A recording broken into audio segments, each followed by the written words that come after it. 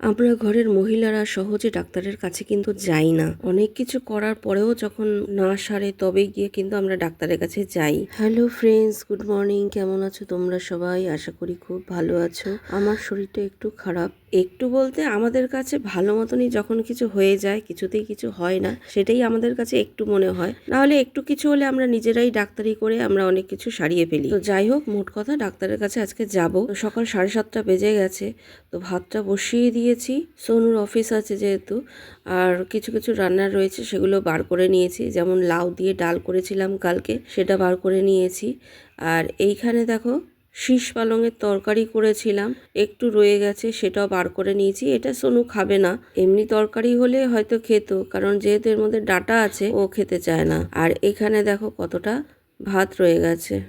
আর এখানে দেখো কালকে কতগুলো ধানকুনি পাতা নিয়ে এসছে, বেথুয়া শাক নিয়ে এসছে, মানে বেতো শাক যেটা, আর সর্ষে ফুল নিয়ে এসছে। সর্ষের শাক আমি খেয়েছি, কিন্তু সর্ষে ফুল কিভাবে খাই আমি জানি না। ধানকুনি পাতাটা কাঁচা হলুদ দিয়ে বাটবো, আর একটু সোয়াবিন ভিজিয়ে দিলাম। আজ তো বৃহস্পতিবার, দোকান বন্ধ। আমার হাজব্যান্ড হয়তো পরে বাজারে যাবে, তো সোনুর জন্য এখন এগুলো রান্না করে দিই। এই যে বাটাটা করে নিলাম কাঁচা হলুদ দিয়ে আর থানকুনি পাতা দিয়ে, আলাদা আলাদাই বাটি, তবে দেখলাম একসঙ্গে যখন আছে বেটে নিলাম। আর এখানে সোয়াবিনের তরকারি করে নিয়েছি।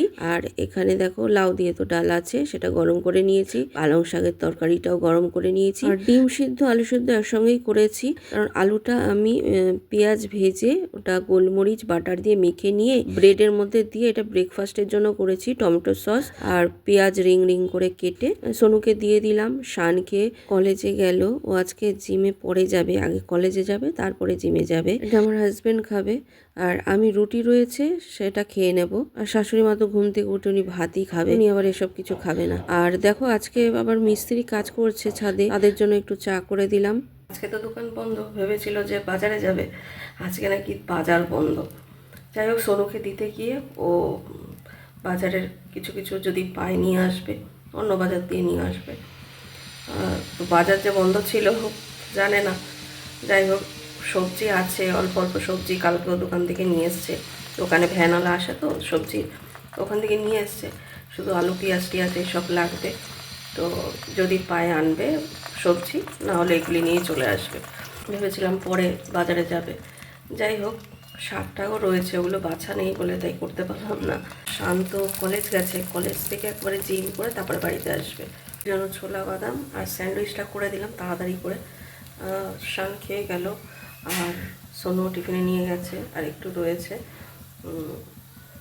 শাশুড়ি মতো ভাত খাবে, আর আমার হাজব্যান্ডকে দেবো, ও যদি খায় খাবে, নাহলে ভাত খাবে। আর রুটি রয়েছে একটু, ওটা আমি ভেজে নেবো, ওটা খেয়ে নেবো। একটু ছাদের কাজ করাচ্ছে, ওই জন্য মিস্ত্রিরা এসছে, চাটা করে দিলাম। এসে গেছে, দেখি কি নিয়ে এসছে।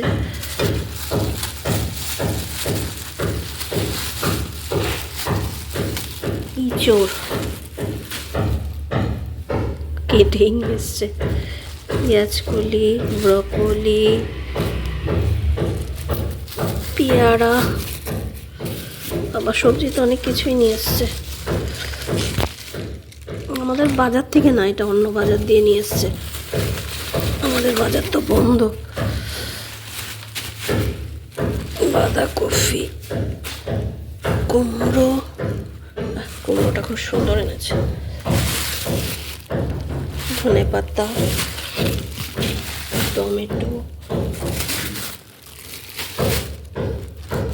সিম, মোচা, আর এখানে নিয়ে এসছে চিকেন, একটুখানি চিকেন নিয়ে এসছে একটু। আর একটু ফ্যান রেখে দিয়েছি গাছে দেওয়ার জন্য, বাসি করে চাল ধোয়া জলও দিয়েছি, আর ফ্যানটাও রেখে দিয়েছি। তো আমি বললাম আসল জিনিসটাই আনোনি, বলে কি?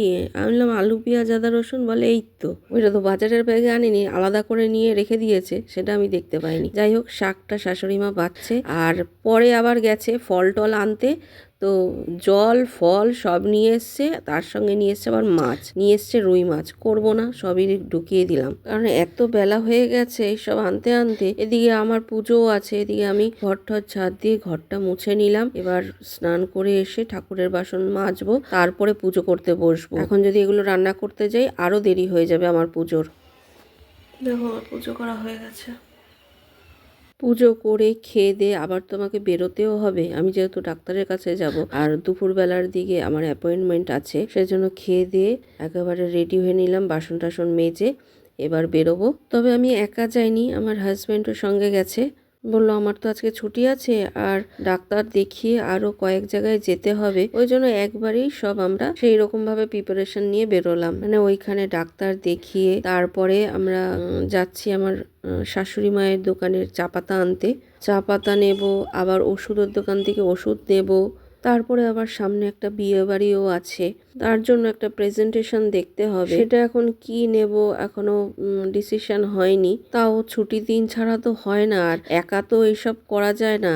একটা জায়গায় যাব, একটা জিনিস কিনবো, আমরা দুজনে মিলেই কিন্তু সেই আলোচনাটা করে তারপরে জিনিস কিনি, কারণ সবারই একটা পছন্দ অপছন্দের ব্যাপার আছে, সেটা একার দ্বারা সম্ভব নয়। আমার যেটা পছন্দ হবে হয়তো ওর পছন্দ হবে না, আবার ওর যেটা পছন্দ হবে আমার সেটা পছন্দ হবে না, দুজনের যেটা পছন্দ হবে সেটাই কিন্তু নিতে হবে। আর এদিকে একটা টেনশনও হচ্ছে, বাড়িতে গিয়ে রান্না করতে হবে, কারণ সোনু অফিস থেকে চলে আসবে, তারপরে শান মা বাড়িতে রয়েছে, আমাকে রাতের খাবার গিয়ে করতে হবে। ওই জন্য সোনু আসার সময় ওকে বললাম তুই চিকেন পকোড়া আর ঠামুর জন্য সিঙ্গারা নিয়ে যা, ওটা খেয়ে নে, আমরা তাড়াতাড়ি চলে আসবো। ওদিকে তাড়াতাড়ি কাজ সেরে নিয়ে বাড়িতে চলে এসেছি। সকালে তরকা ভিজিয়ে রেখেছিলাম, ডিম তরকা করলাম আর সুজির হালুয়া করলাম, এখানে রুটি করে নিয়েছি, একটু কাঁচা পেঁয়াজও কেটে নিয়েছি। তো আজকের মতো ফ্রেন্ডস ভিডিওটা এখানেই শেষ করছি, আবার দেখা হবে নতুন আরেকটা ভিডিওর সঙ্গে। ততক্ষণ পর্যন্ত গুড নাইট, টাটা।